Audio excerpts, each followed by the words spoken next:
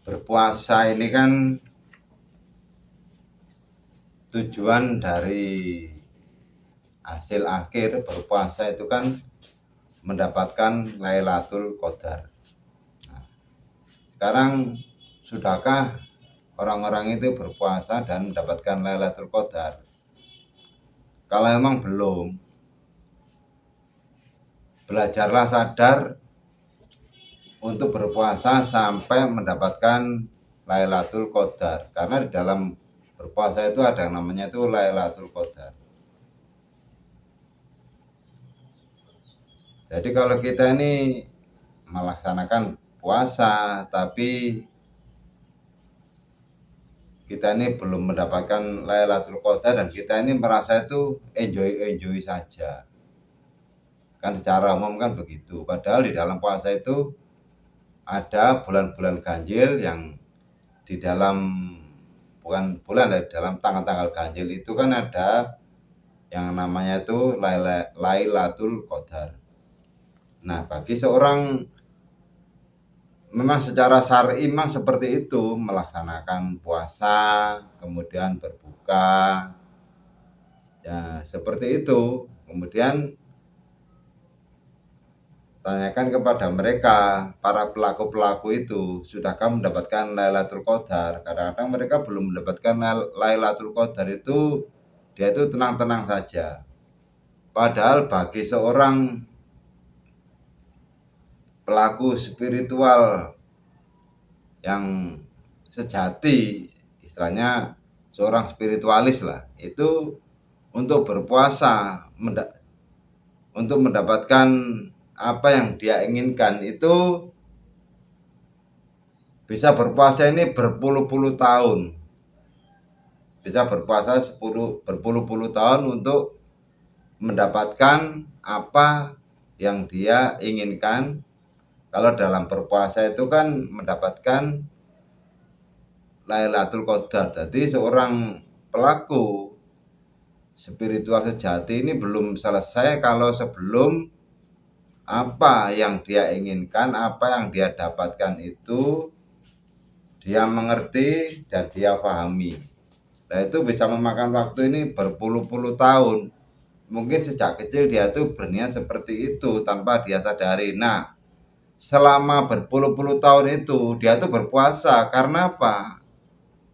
Ingin mendapatkan Lailatul Qadar. Nah, dari proses itu berpuasa ya kadang itu harus melewati apa ya, rintangan, godaan. Kalau hujan ini cara saya ini terlalu gimana ya, kesannya kok terlalu tinggi ya, jadi cobaan aja lah. Cobaan itu, cobaannya itu memang untuk mendapatkan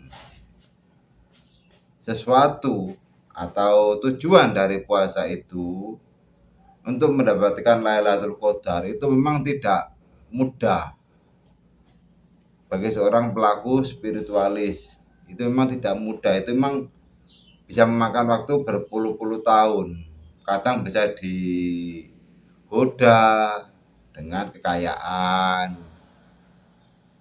karena dengan dia ini kaya akhirnya ini lupa dalam masa pencariannya tadi, sehingga dia itu terlena, gagal lagi, macam-macam. Ada yang diuji dengan kemiskinan,